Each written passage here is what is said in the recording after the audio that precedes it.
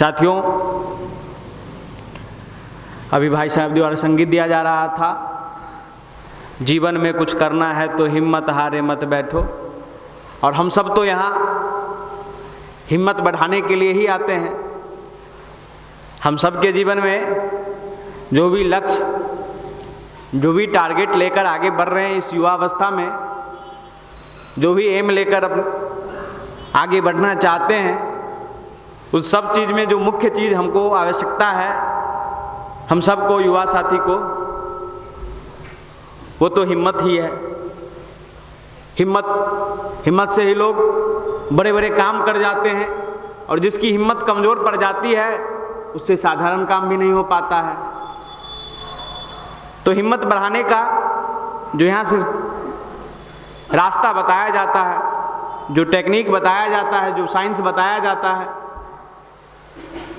वो साधना बताई जाती है, वो स्वाध्याय बताई जाती है। अगर आप साधना करोगे, साधना का मतलब कुछ लोग समझ लेते हैं, अच्छा 20 मिनट आंख बंद करना सुबह सुबह और गायत्री महामंत्र करना, दैट इज साधना, यही हमारी साधना है। नहीं साथियों, ये तो 20 मिनट अपने आप को मेडिटेट किए हैं हम। इसके बाद आपका जो 23 घंटा 40 मिनट मिला, उसको जैसे तैसे आप यूज़ करते हैं तो हमारी साधना सफल नहीं होती है। तो फिर कोई असर नहीं रह जाता उस 20 मिनट का। आप अपने आप को 24 घंटा का एकदम सुनियोजित तरीके से, एकदम व्यवहारिक तरीके से उसका सही में यूटिलाइज कर लिया, तब जाकर हमारी आपकी साधना, हमारा आपका गायत्री महामंत्र, हम सबका अध्यात्म के मार्ग पर आगे बढ़ना सफलता होती है। आगे बढ़ते हैं, 24 घंटा को बढ़िया तरीके से, सुनियोजित तरीक़ों से, एकदम नियोजन पूर्वक इसको बनाकर जी लिया, दैट मीन्स हम आप आध्यात्मिक हो रहे हैं, अध्यात्म के मार्ग पर आगे बढ़ रहे हैं। परम पूज्य गुरुदेव ने यही तो बताई है। मैं एक वीडियो सुन रहा था परम पूज्य गुरुदेव का यूट्यूब पे, उनमें गुरुदेव बता रहे थे, जो बेटा साधक का मतलब ये नहीं होता है जो अच्छा 4 घंटा 5 घंटा मेडिटेशन कर रहा है और वो फिर जो समय मिल रहा है उसको अनैतिक पूर्वक से जी रहे हैं। नहीं, आप कल्पना करके उठाकर देखिए, जो हमारे साथी फिर वैसा ही, तो जब हम आप मेडिटेशन कर लेते हैं 20 मिनट का, 30 मिनट का, और उसी दोस्त के साथ वैसा ही थिंकिंग के साथ वैसा ही रेवोल्यूशन में हम आप भाग ले लेते हैं, तो हमारी आपके जीवन में साधना कहाँ फलित हुई? नहीं फलित हुई। जो मुख्य उद्देश्य है साधना का, हजारों में से चमकने वाला हीरा। आप क्लास में बैठिए तो आपके अंदर अगर साधना करते हैं तो जो अनैतिक चीजें हो रही है, अनैतिक क्रिया हो रही है, जो फालतू की बातें हो रही है, उसके खिलाफ आप हमेशा सदैव खड़ा दिखाइए। ऐसा नहीं जो हम साधना कर रहे हैं और क्लास में कोई मजाक के लिए कुछ बात कर रहा है तो हम भी उस मजा में शामिल हो जाते हैं। नहीं, तब आप में अंदर वो पावर नहीं आई, वो आपके अपने अंदर अपने चीज़ों पर विश्वास नहीं हुई, इसलिए आप उसके साथ में मिया गए। भैया कहते हैं ना, आजकल भैया का एक बड़ा वीडियो वायरल हो रहा है, सोशल साइट पे बहुत बड़ा वायरल हो रहा है। उसमें भैया एक उदाहरण दिए हैं घोड़ा और गधा का। घोड़ा जो होता है उसके रास्ते में अवरोध आते हैं, गड्ढा गुड्डी आता है, उसको तरपना पड़ता है, और जो नहीं तरपता है वो कौन होता है? गधा होता है। अब कल्पना कीजिए हम घोड़ा हैं कि गधा हैं। घोड़ा है तो विपरीत परिस्थितियां आएंगी, स्वाभाविक सी बात है। अपने आप को उस परिस्थितियों में संयमित रखते हुए आगे बढ़ गए तो हम सबका जो मुख्य उद्देश्य है साधना का, अध्यात्म के मार्ग पर चलने का, वो सफलता मिलती चली जाएगी। लेकिन आप नए हमेशा खोजोगे, नहीं कोई टफ सिचुएशन नहीं आए, कोई परेशानी नहीं आए, आसानी वे में मार्ग मिलता चले, हम उस पर चलता चलें और एक दिन हम अपने लक्ष्य को अचीव कर लें। ऐसा होगा? ऐसा किसी के साथ नहीं हुआ है। दुनिया का इतिहास उठाकर देखिए।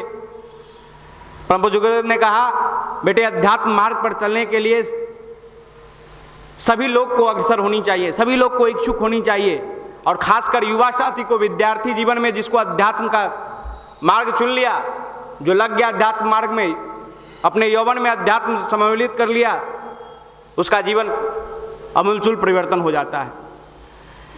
गुरुदेव एक एग्जाम्पल दिया करते थे, कहते थे, जैसे कार्ल मार्क्स ने दुनिया के लोगों, दुनिया के मजदूरों के लिए एक नारा दिया। क्या नारा दिया?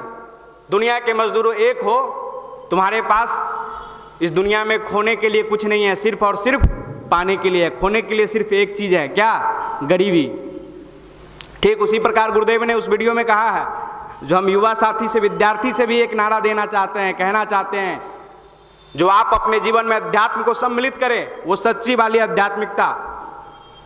क्योंकि विद्यार्थी के जीवन में अध्यात्म सम्मिलित करने से उसके पास कोई, उसके बाद खोने के लिए कोई चीज़ नहीं रह जाता, सिर्फ और सिर्फ पाने के लिए रह जाता है। और अध्यात्म मार्ग पर चलने के लिए बस दो ही चीज़ गुरुदेव ने कहा है जो खोना पड़ता है, और वो चीज़ शुद्धता, हमारी अंदर की जो शुद्धता है,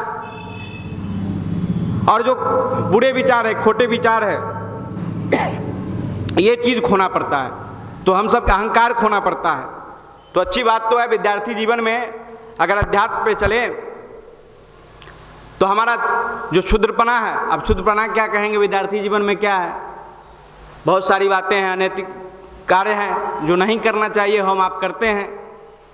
जो बहुत सारे विचार हैं जिसके साथ हमको स्टैंड नहीं करना चाहिए, हम उसके साथ स्टैंड कर जाते हैं।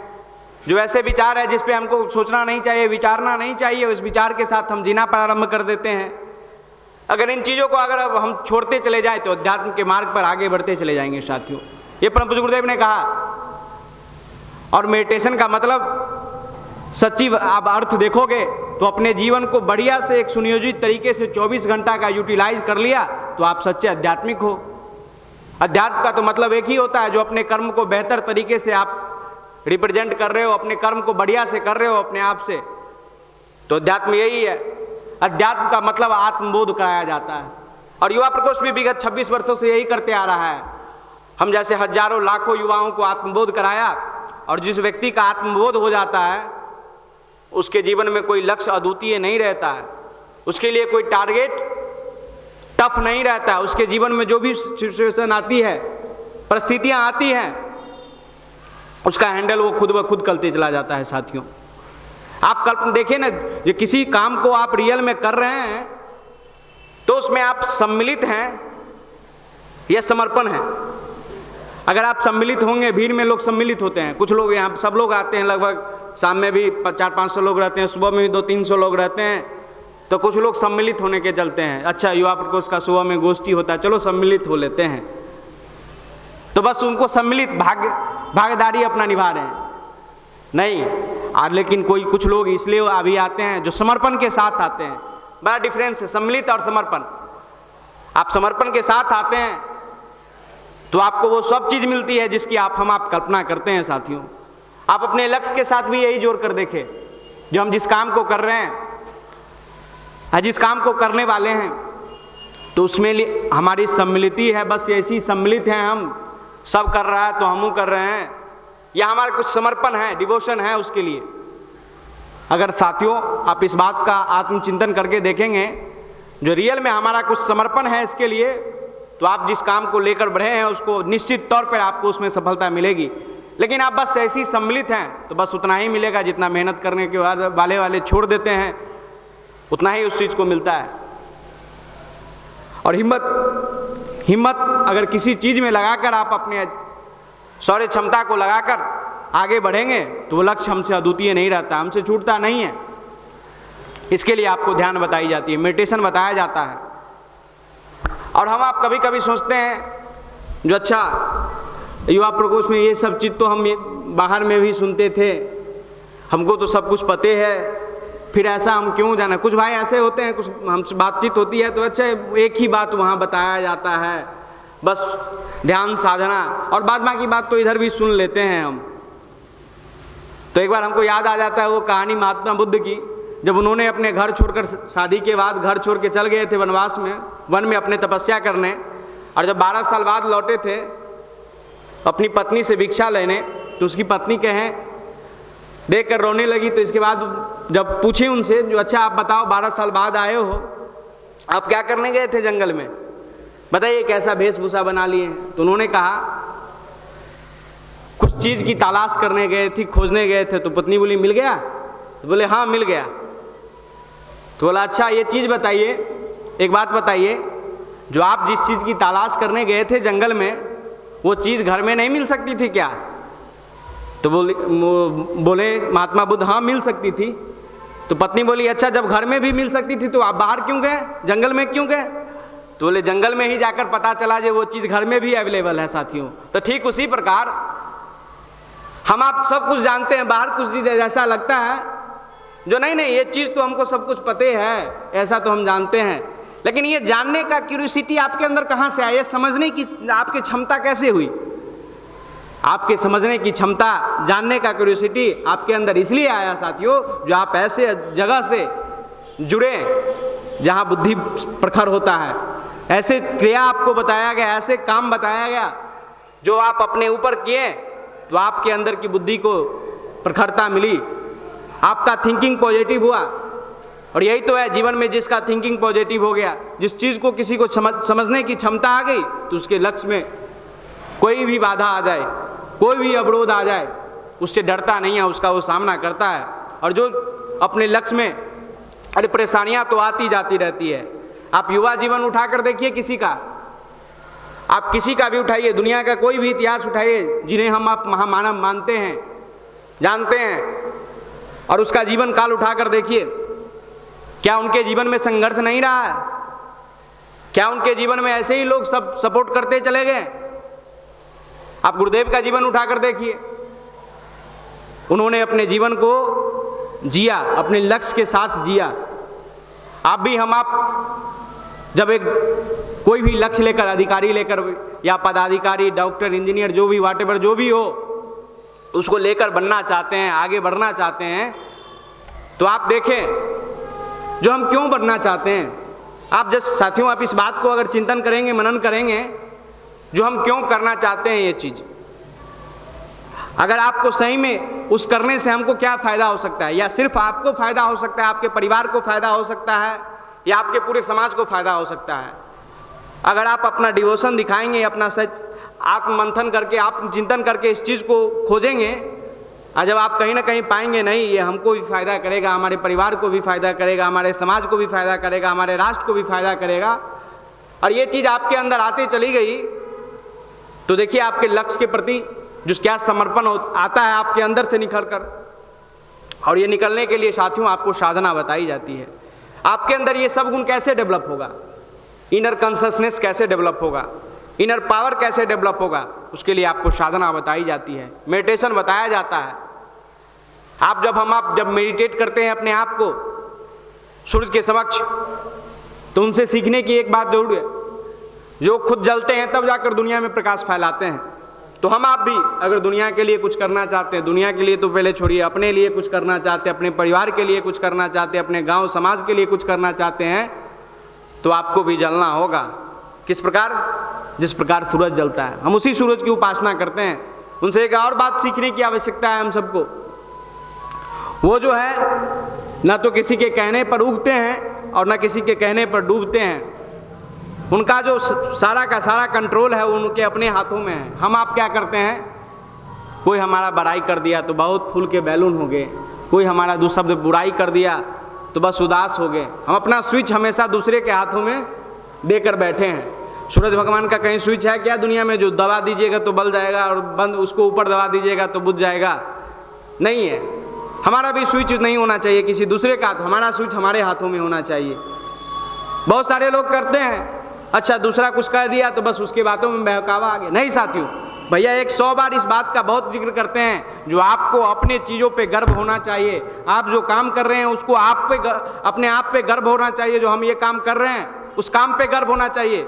और जब आपको गर्व होगी तो उसके बीच में जो भी अवरोध आएंगे, जो भी तकलीफें आएंगी, आप उसका समाधान अपने अंदर से निकालते पाओगे। साथियों, इस चीज़ के लिए आपको बुलाया जाता है यहाँ, मेमियाने के लिए नहीं। युवा मतलब भैया पिछले दिन मेमियाना क्या है जी, कोई बोल दिया अच्छा माला जपते हो। हम भी जब कभी कभी कोचिंग में चलते हैं तो माला लेके चल जाते हैं, तो ऑफिस वगैरह में माला रखते हैं, तो कुछ टीचर देख के मतलब एक अलग उसका चल जाता है, अच्छा ये हमारे बारे में क्या सोच रहा है। हाँ, जो सोचना है सोचो, तुम्हारी सोच मुबारक हो, तुमको करो रिसर्च। हम माला जपते हैं तो जपते हैं।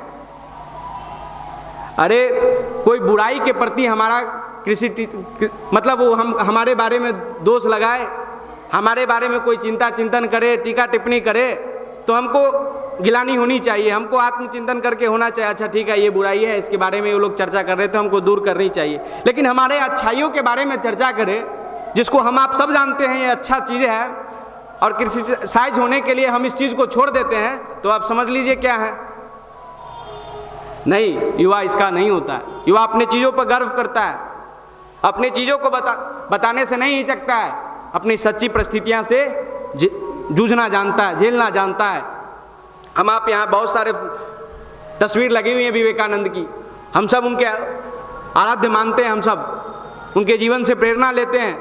लेकिन उनके जीवन से प्रेरणा लेने वक्त एक चीज़ बड़ी हम सबको सीख दे जाती है, उनको अपने भारतीय संस्कृति और सभ्यता पे गर्व था।